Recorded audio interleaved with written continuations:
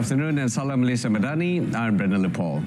The European Union has proposed curbing trade ties with Israel and sanctioning ministers in its strongest action yet over the war in Gaza, though reluctance from key member states risks blocking adoption. However, the bloc's executive said it would take immediate action by freezing some 20 million euros in support for Israel.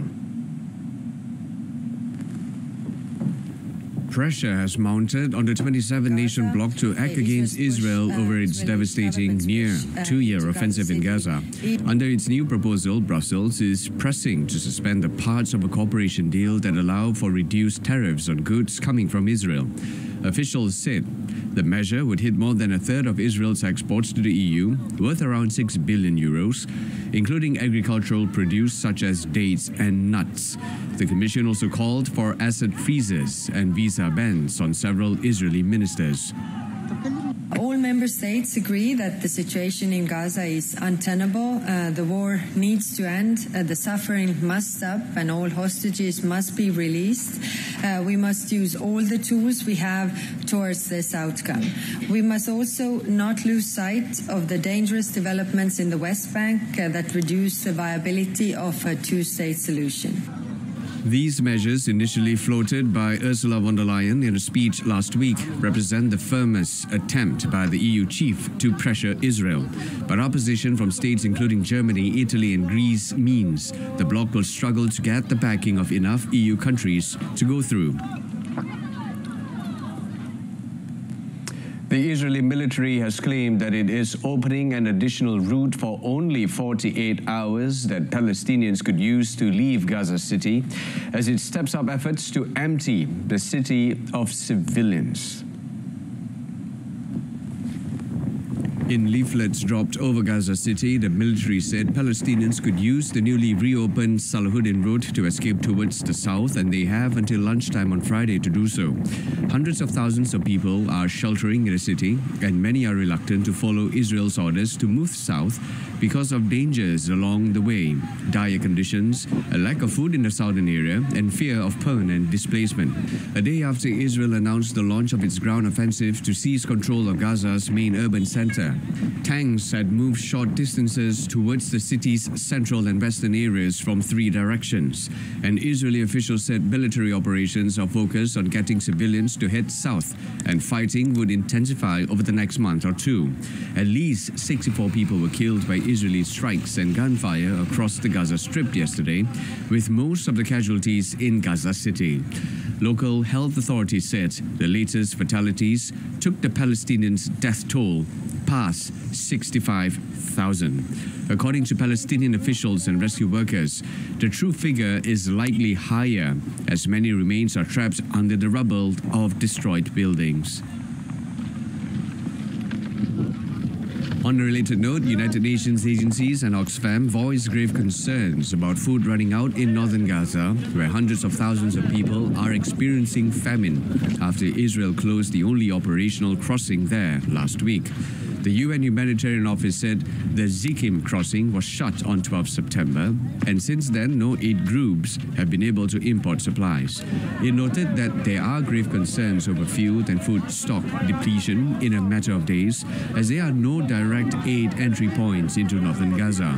In addition, resupplying from south to north is also increasingly challenging due to mounting road congestion and insecurity.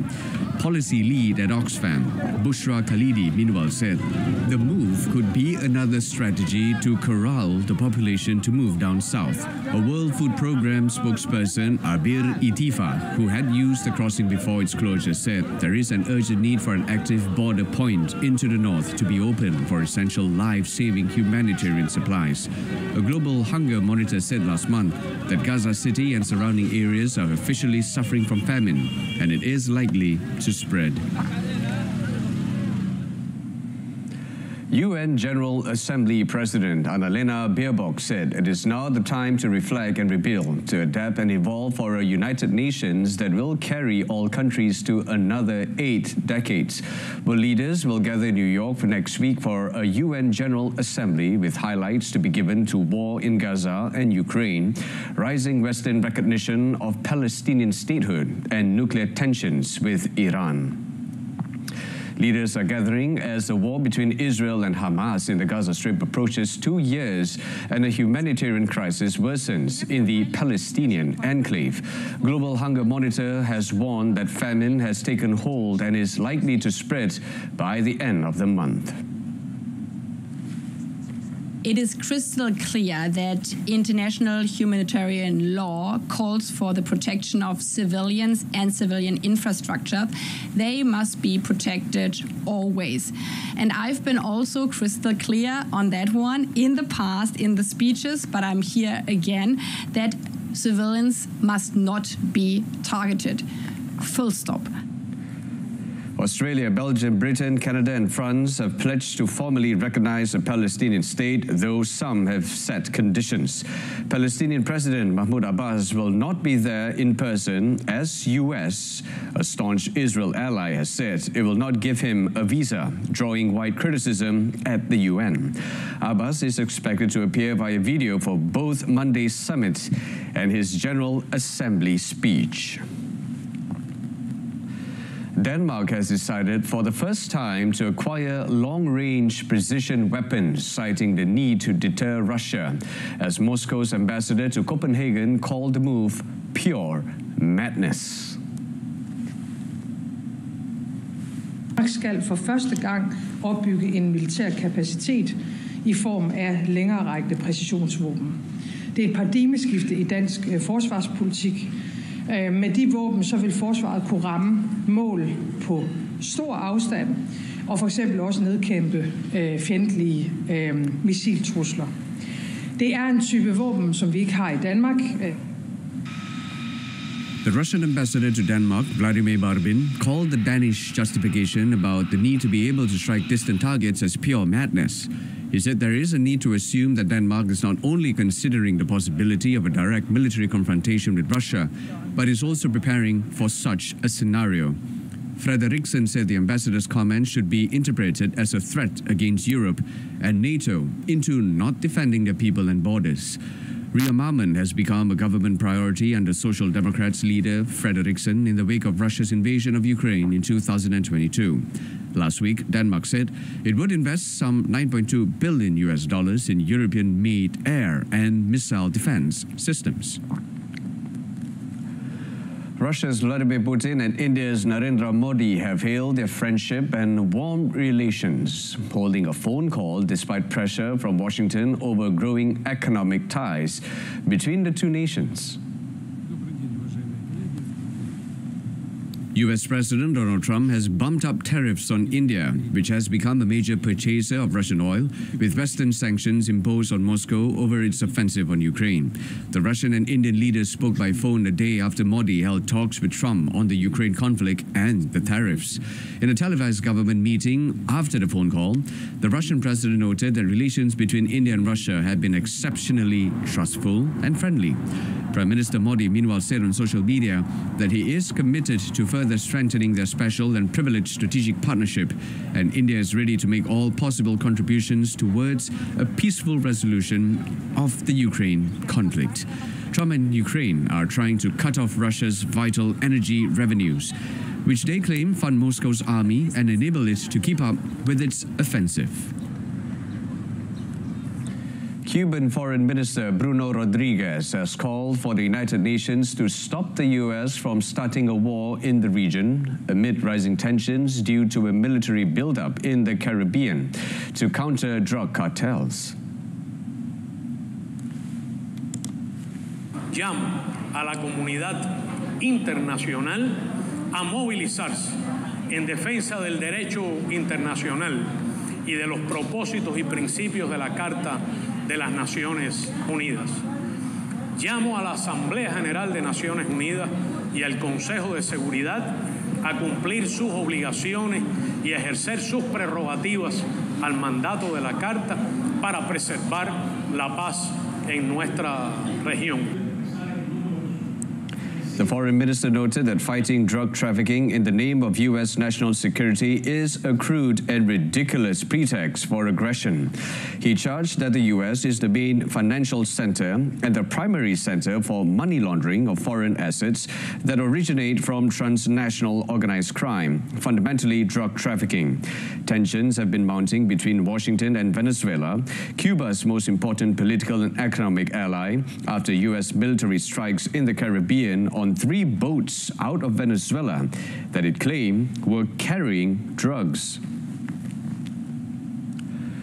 A gunman opened fire on 5 police officers in the eastern U.S. state of Pennsylvania, killing 3 and seriously injuring 2 before he was killed at the scene. The shooting happened in the township of Codorus in York County, 210 kilometers southwest of Philadelphia. The officers had gone to an address as part of a domestic violence investigation when they came under fire. State Police Commissioner Christopher Paris noted that the suspect had been shot by the police.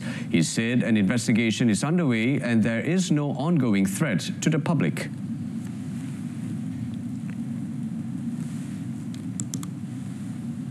Preemptively say that there are many details which at this point we are not prepared to release given the ongoing nature of the investigation. That having been said, we would like to advise the community that there is no current active threat. He further revealed that the 2 wounded officers were in critical but stable condition. Cambodian Prime Minister Hun Manet is urging ASEAN to encourage the effective implementation of the ceasefire agreement between Cambodia and Thailand to ensure stability prevails in the disputed bordering areas. In a letter to Prime Minister Dr. Sri Anwar Ibrahim, Hun Manet said there must be strict adherence to the ceasefire terms and the agreement reached during the recent General Border Committee and Regional Border Committee meetings. He added there must be immediate cessation of all unilateral actions that risk escalating tensions and widening the conflict. Hun Manet also written to Chinese President Xi Jinping, US President Donald Trump, and the United Nations.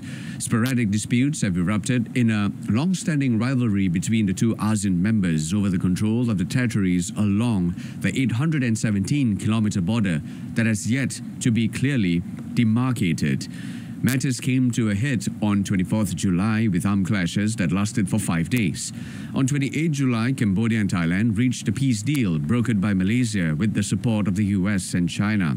An extraordinary General Border Committee meeting was held in Kuala Lumpur on 7 August to solidify the peace agreement.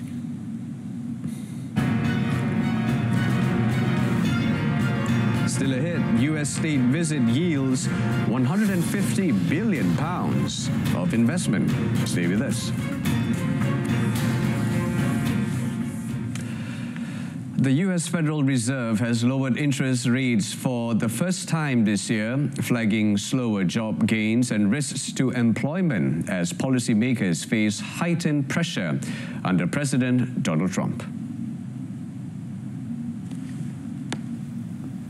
The Fed cut the benchmark lending rate by 25 basis points to a range between 4% and 4.25%, while penciling in 2 more cuts this year. Only new Fed Governor Stephen Miron, who has been serving in the Trump administration, voted against the decision. He favored a larger rate reduction of 50 basis points. The other 11 voting members of the rate-setting Federal Open Market Committee supported the quarter-point cut.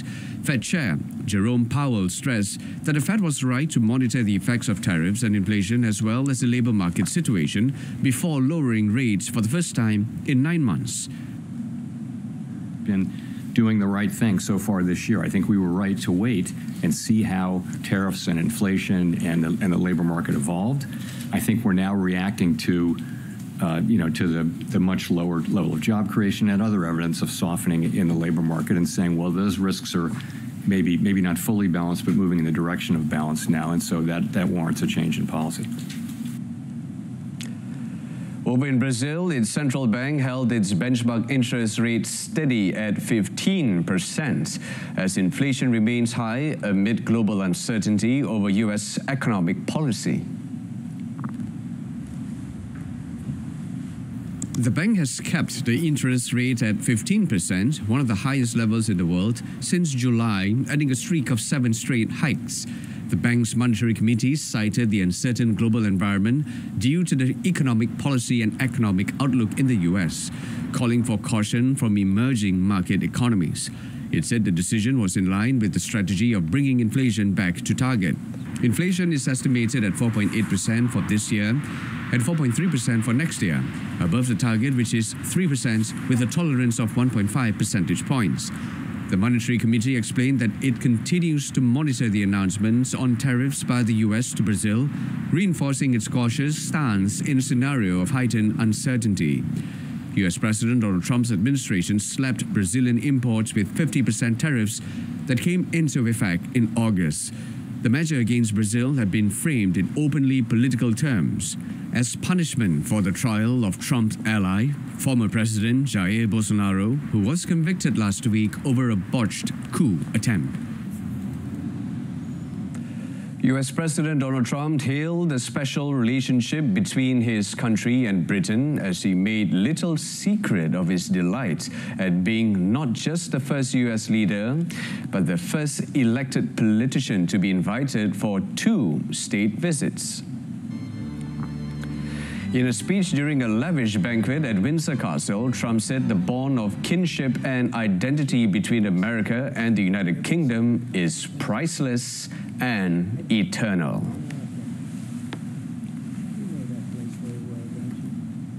As a country, as you know, doing unbelievably well.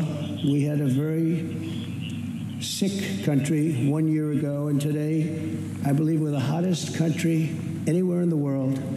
In fact, nobody's even questioning it, but we owe so much of that to you and the footing that you gave us when we started. Together, we've done more good for humanity than any 2 countries in all of history. Trump's speech will be music to the ears of British Prime Minister Keir Starmer. Starmer hopes the trip will aid his government as it seeks to deepen economic ties, secure billions of dollars of investment, ease tariffs, and allow him to press the president on Ukraine and Israel. Starmer also wants further progress on trade after Britain secured the first deal with Trump to lower some tariffs. Talks may touch on remaining levies on steel, whiskey, and salmon.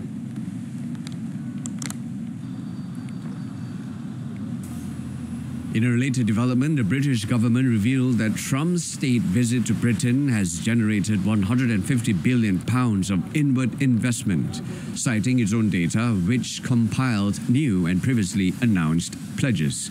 The figure, which Britain said is the largest commercial investment package generated by any state visit, was announced after Trump's day of royal pageantry and ahead of the political leg of the visit, when he will meet Prime Minister Keir Starmer.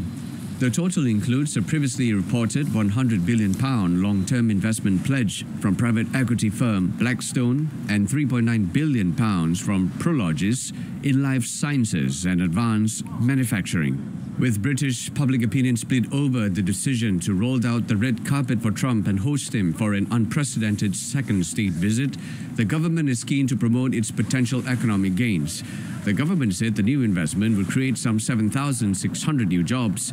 It also set out a series of investments flowing in the opposite direction, highlighting a $30 billion research and development investment in the US by drug maker GSK.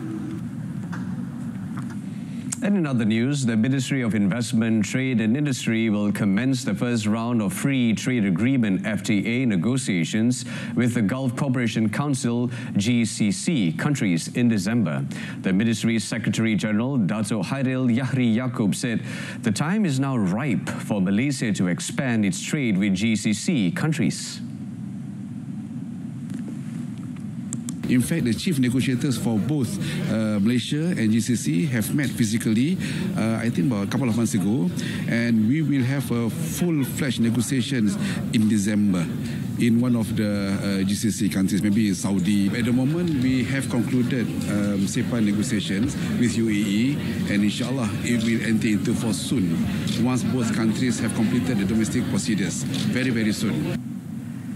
Earlier, Minister Tengku Datuk Seri Zafrul Tengku Abdul Aziz reiterated Malaysia's strong commitment to its Arab partners and is looking forward to strengthening ties beyond trade and investment.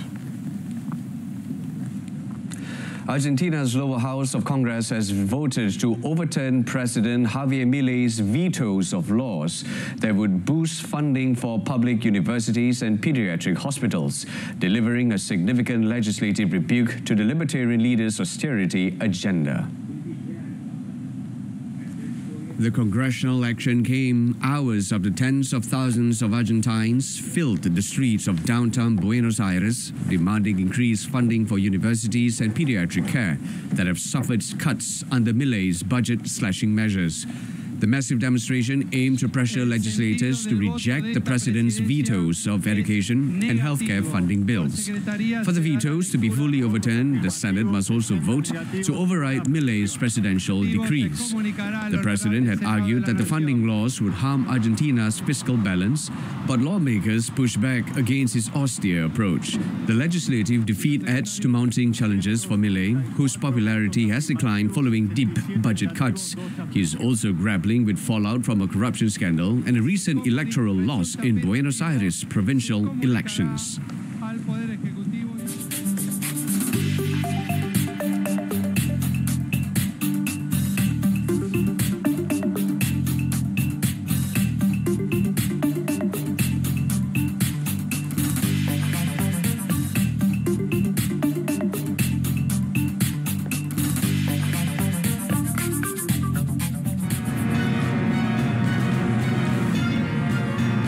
Next up in sports, PSG overwhelmed Atalanta in Champions League opener. Stay with us. We begin with football. Paris Saint-Germain picked up where they left off following last season's Champions League triumph as they kicked off their new campaign with an impressive 4-0 win over Atalanta at the Parc des Princes. PSG coach Luis Enrique said it was a deserved victory with a very good version of Paris Saint-Germain on the pitch.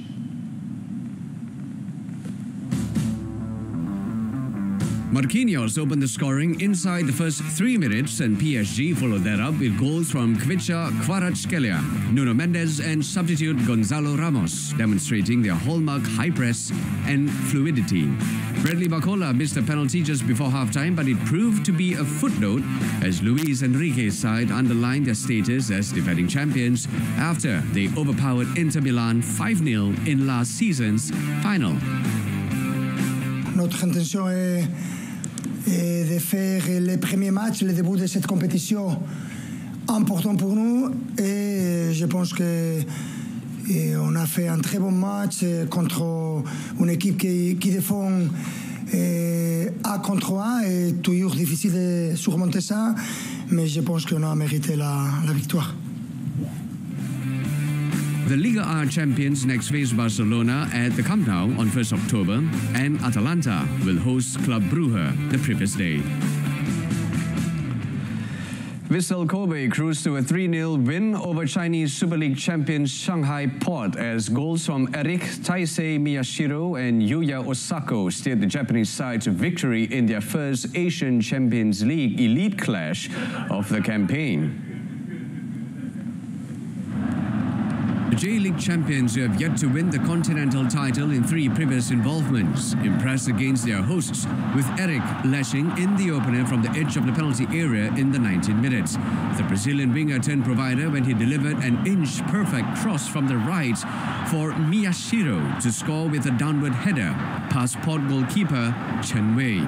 Kobe's third arrived just before halftime, and Eric was again involved, releasing Gotoku Sakai behind the Shanghai backline, and the defender pulled the ball back for the unmarked Osako to slot beyond Chen.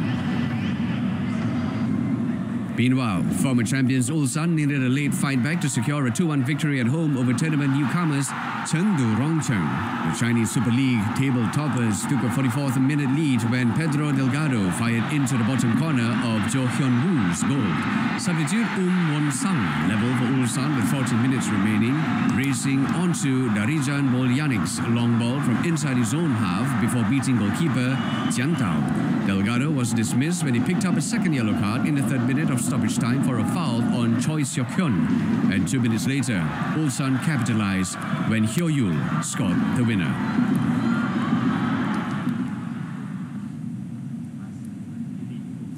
Portuguese club Benfica are set to name Jose Mourinho as its head coach following the sacking of Bruno Lage in the aftermath of their 3-2 Champions League defeat by Karabakh. Mourinho lost his previous job with Fenerbahce last month following poor start to the campaign. In a statement, Benfica said it had reached an agreement to part ways with Lage following their shock loss in the Champions League group stage. Lage won the Portuguese Primeira Liga in 2019 in his first of 2 spells with Benfica, while last season he guided them to Portuguese Cup success. Mourinho left Turkish club Fenerbahce in August, bringing an end to the Portuguese coach's tenure in Istanbul 2 days after his side crashed out of the Champions League playoffs to Benfica. The former Chelsea, Real Madrid and Inter Milan manager began his managerial career at Benfica before moving to rivals FC Porto and guiding them to Champions League glory in 2004. Ukraine reached the semi-finals of the Billie Jean King Cup for the first time with gritty performances from Elina Svitolina and Marta Kostyuk against Spain. Svitolina defeated Paula Badosa 5-7, 6-2, 7-5 to wrap up the quarter-final tie for Ukraine in the women's team competition. Marta Kostyuk had put Ukraine ahead in the quarter-final tie against the 5-time champions by beating Jessica Bozas-Manero 7-6, 6-2 in the opening singles. Badosa looked on course to drag Spain back into contention as she took a tight first set after breaking serve at 5-all, but 31-year-old Svitolina seized control to easily win the second set. Badosa had a break point to lead 6-5 but could not convert it, and Svitolina then used all her experience to clinch the match on the Spaniard's serve in the next game. The defeat means Spain fell short of the semi-finals for the first time since 2008. Ukraine will face reigning champions Italy in the semi-finals tomorrow after they beat China 2-0 on Tuesday. And that wraps up World Today. In our top story, EU lays out new tariffs and sanctions on Israel. Tune in to Malaysia Tonight, coming up 8:30 p.m. on TV1 and Saluran Berita RTM. Till then, I'm Brendan Lepol, Malaysia Madani, Rakyat, Disantuni. Thank you for watching. Take care.